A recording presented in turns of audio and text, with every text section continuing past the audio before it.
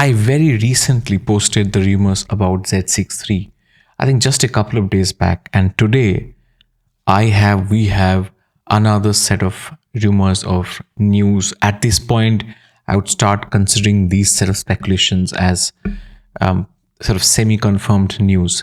Now, before I get into the details of what you're hearing now, it is very important because you can read the details, but I'd like to discuss this thing in detail with you. I think it is important to set the stage for the conversation that I'm about to have based on the specifications that you're hearing of.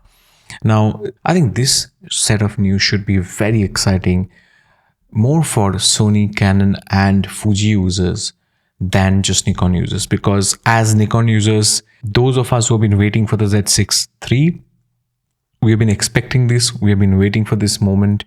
We have been waiting for March, April, whenever the Z6III comes out, for a while now, more than 3.5 years now.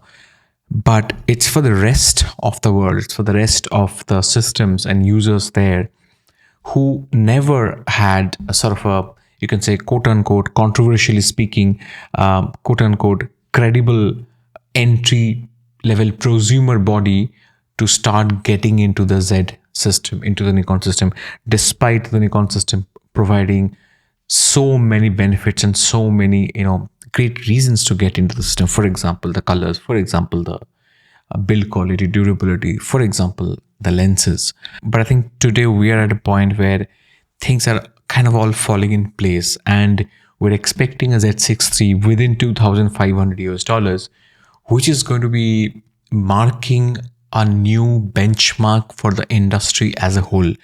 And for the first time, I think we are not going to call this price bracket of cameras as entry level or prosumer cameras anymore. I think this is the time when you start calling them actually professional cameras. The reason I say that is because for a long time, if you want a solid, well-rounded body, you look at a camera body within $2,000 to $2,500. But if you wanted a really pro spec body, you looked at $4,000 plus. With what you're hearing right now, I think, I don't want to use the word game change, but I think the game changes slightly, honestly. I have a very strong feeling that we are going to see the first full frame stacked sensor in the Z6III. Now, it may not be as fast as a Z8 stacked sensor, but I think it's going to be fast enough. So fast that we are likely to see a 1/16,000 of a second shutter. Now, it is not clear at this point whether this is going to be a mechanical shutter or an electronic shutter. But nevertheless, the conversation is that it's going to be faster than the standard full spec 1/8,000 of a second shutter. Now, this tells us that it's definitely a fast reading sensor. Going by the Z8 and the Z9, we have seen 1/32,000 of a second shutter in electronic mode with those 46 megapixel stacked CMOS sensor cameras. But this time, this is going to be a 25 megapixel camera, but pretty high shutter speed, pretty high maximum shutter speed. I think there's a very high chance that it's a very fast spec 24 megapixel sensor, or actually a stacked sensor, which is just not as fast as that in the Z8 and the Z9. Now, that's one piece of the puzzle. The second big information is that we're going to see 4K 60 full frame in ProRes RAW. 2,500, right? ProRes RAW, 4K 60 full frame, not cropped, okay? 6K 60 full frame, likely to be full frame. 6K 60 in NRAW. And let me tell you, ProRes RAW is found in both 10-bit and 12-bit. But NRAW comes in only 12-bit so far. Previous conversation on the Nikon Z6III told us that there is not going to be a 12-bit recording for video, but this new spec tells me, there could be NRAW in 10-bit, technically speaking, but there hasn't been so far. NRAW has always been in 12-bit. So I'm guessing if it is RAW, I think it's going to be 12-bit. And if that is so, again, That's going to be a first in the industry. And within 2,500 US dollars, guys, this is setting a new kind of benchmark. I think 6K 60 NRAW, 4K 60 full frame, again, both full frame, and in ProRes RAW. This is exciting news. Exciting news. What about 4K 120p? I've been asking for that. I think Nikon has an opportunity to stand apart, to stand out and give us 4K 120. And I think it's going to happen, but the news says that it's going to happen with a crop. We don't know how much of a crop this is. In the last video, I said I think 10% crop is acceptable. I would even actually say, somewhere between 7 to 10% crop is what Nikon should go for. And so it'll be very interesting to see what more further information we get on this, because this is one area that we do not know more about. Crop, what level of crop? NRAW, is it going to be full frame fully? Is it going to be 12-bit or 10-bit? Okay. More information is that we're going to get 20 frames per second stills in RAW 14-bit. Okay, so that's going to match the speed of Z8 and Z9. We're going to see 120 frames per second stills in JPEG. We're going to see 299 autofocus points. I think currently the Z6II and the ZF has 279 autofocus points, so it's not much different, but yeah, there is somewhat of an improvement, maybe 5-10% improvement there. We're going to see a new EVF. Now that is an exciting story. This high resolution EVF is going to be, for the first time in the Nikon system, 5.76 million dot. So that's amazing. I mean, the reason this is amazing is because if this is truly a camera within 2,500 US dollars, for this camera to come spec like this is really exciting. And okay, so yeah, 5.76 million dot EVF. And yeah, I think the EVF in the Nikon cameras needed a refresh. Even the ZF has the same EVF as the Z9 and the Z8. I think this is good. This is actually great. Very clear, very nice EVF. But yeah, you'll always welcome a 5.7 something million dot EVF in 2024. We're going to see an improved LCD. Now, we do not know what kind of improvement we're talking about here. We know apparently the body size is impacted because of the improved LCD. It's taking a few millimeters more. Does it mean that it's a more complex mechanism where you're going to see an implementation just like you have on the Z8 or the Z9? Or I don't know. Is it going to be an implementation like the A7R5 and the A9 Mark III?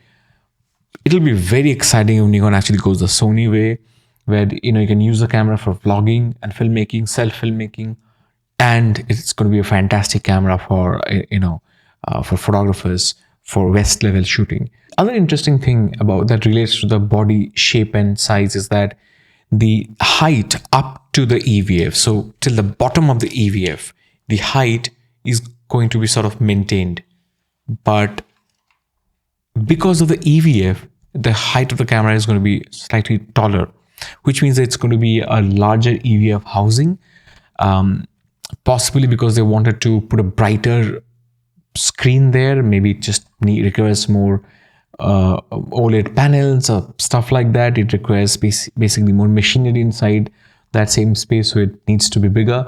At the same time, we know right now that it's going to be a more high resolution EVF. Now, remember, this is rumors, but Nikon rumors typically aren't off the mark most of the time. So I think I'm confident that this is going to be 90% to 95% the reality of the camera when it actually comes out.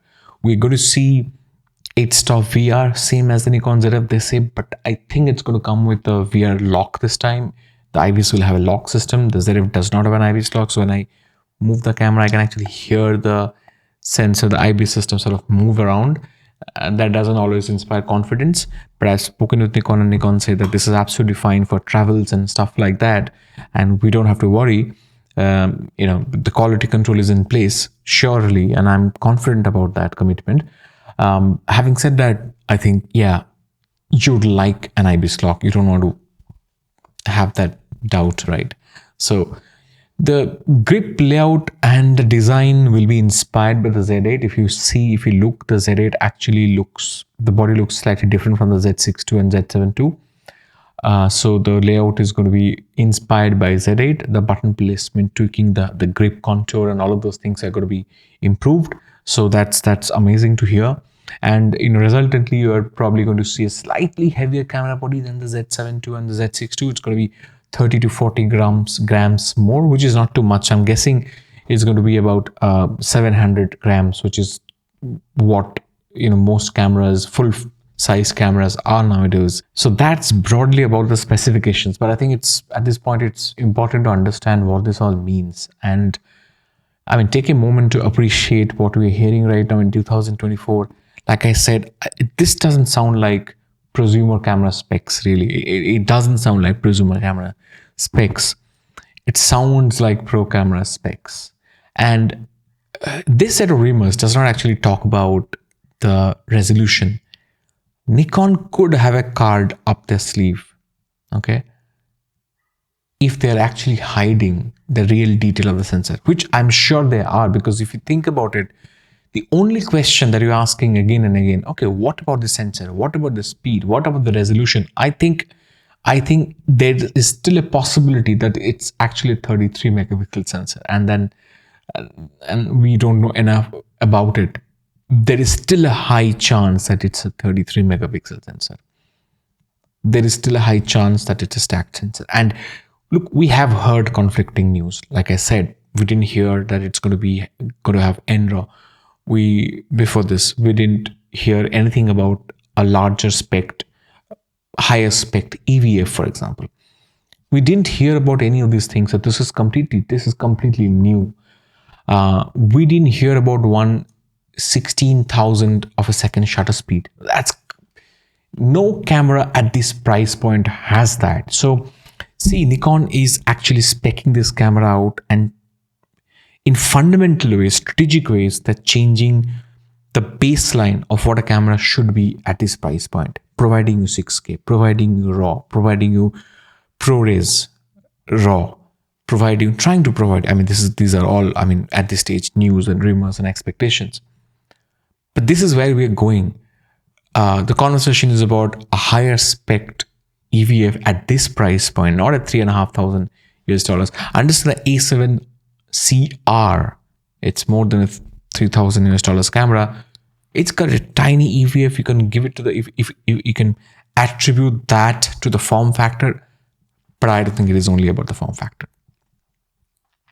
I think Sony had enough time to sort of do something about it and ensure that, optically as an experience, it's just a better experience. But it is not. It's almost the same experience as on the A7C, which is what at this time it's probably a $1,500 US camera. So if you think about it, I think there is room for improvement, and I'm so happy to see that Nikon is likely going that direction. And what a moment for all of us to actually see significant innovations happening at a relatively entry-level camera like the Z6III. I mean, it's not happening on a Z9, on a flagship camera, or a semi-pro, or a like high-end pro camera. It's happening henceforth, it's happening at a $2,000 US, $2,500 US camera, right? So, I mean, I think we should really try and appreciate what this means. This is a camera which is built for bright daylight shooting with a 1.2 lens, okay? And if we have that, you don't have to use, at least when it comes to photography, you don't have to use an ND filter and get that color cost and all that, and handle that in post. You get the best of a camera and your files and your lens and its characters, all of that, when you have higher shutter speed. And let me tell you, I mean, I have really shot 1.2 lenses at 132,000 of a second with my Z8 and with the Z9 when I used it. In fact, in bright days in India, even at 1.8,000 shutter speed is at times not enough, honestly. Okay, so there are days like that. And so for Nikon to push it to 1/16,000 of a second shutter speed is incredible. The other thing that I'm very curious to actually understand and know more of is what's going to happen to the flash sync speed. I think I'm very curious about that. The next set of news that I want to hear about all this is what is the specifications of flash sync speed. Are we going to get more? What about the sensor? I want to know for sure the resolution of the sensor. I want to know for sure the speed of the sensor. Is it a stacked sensor or is it not a stacked sensor, but it's just pushed to the limits in terms of speed? So, but what I am personally looking at is a 33 megapixel sensor that can do 6K very well, 6K 60 very well, that can do 6K 4K 60 very well, and 4K 120 very well. Yeah, I would probably want a minimal crop and not a large crop at 1.5 times or so, something like that. I would like to see 1/4000 of a second shutter speed, sync speed, if possible. Let's push that to 1/600 of a second shutter speed when it comes to flash sync speed. I think 20 FPS is good for most scenarios for most people. The Z9 gives you that, the Z8 gives you that, although I think the Z9 and the Z8 will be unlocked for more speed in the coming few months. So I think this is going to be the new base for the rest of the bodies. And the Z9 and the Z8 will operate at a high speed level is my expectation. So that's where I'm going to leave the conversation here. Let me know what you think about all this. Let me know if you're a Sony user, are you interested in this? How are you really at this point evaluating your existing current system, whether it's a Canon system or a Sony system or a Fuji system, or if you're in Nikon DSLR system, for example? At this point, what's your plan? How are you relooking at everything? And let me tell you one quick stat before I go. When I ran a poll about 6 months back when the Z8 was about to come out, and so I asked people, what are you waiting for? Are you going to get your Z8? Actually, most people said that they're waiting for a Z6III. So at any point in time, there is more of a market for Z6III. And looking at the success of the ZF, the amount of other brand users, non-Nikon users who have actually come and tried Nikon with the ZF, this very setup, the ZF with the 40mm f2, this very setup, this has been an introduction of Nikon to so many guys right now, and it's happening as you speak. This is a phenomenal camera, and I'm going to do more stuff on this on the ZF on this channel. Look forward to this. A lot more conversation going to come on the ZF on this channel. So I just wonder what it's going to do for people, what the Z6III is going to do for people. And I think 2024 is going to be a very, very positive year, and we're going to see a bunch of very exciting lenses. Now we are not going to have lens roadmap anymore for lenses, but we know that there's going to be 35 1.2. Matt Irwin was just talking about it, and he said he expects a 105 1.2. Possibly, actually, if you think about it, the 135 was missing in the Nikon lineup for a long time. Now we have it. 105 is a unique focal length that Nikon only provides. The 105 1.4 on the f mount has been amazing. It is a great lens. Very, very good lens for portraiture. I think it's one of the best lenses out there. Very, very smooth. Really, really, really, really respects the subject. Really, really, it does the best rendition of a face that I have ever seen on any lens. Or honestly, it's an amazing lens, and I think some of that magic can be carried forward to a 105 1.2 going forward. We might see that this year. It's going to be, still many months to go. And possibly more wide angle lenses, and possibly a series of 1.4 lenses as well. Either that or tiny lenses for ZF, like a 24, 28, 35, 50, 65, or 58 and 85. Stuff like that. I think there is merit for a whole lens lineup just made for the ZF and ZF-like cameras that Nikon will come up with in the future. So that's it. If you're new here, subscribe, and if you like the conversation, subscribe. Help me reach 5,000 subscribers by the end of February. I mean, by the pace of the channel, it's tough for me, but if you help me out just by not ignoring clicking the subscribe button, I'll probably reach there. So help me out. It doesn't take anything away from you at all. And if you don't like a video, just don't watch it. But give me feedback. Let me know what I can do better, what I can do more for you. I have gotten a lot of video requests on my channel in the comment boxes through the videos, and I'll try and sort of give them video answers, and so just writing a text answer to them. So let me know what you would like to see in this channel, on this channel, and I'm going to see you soon with another video soon. Bye.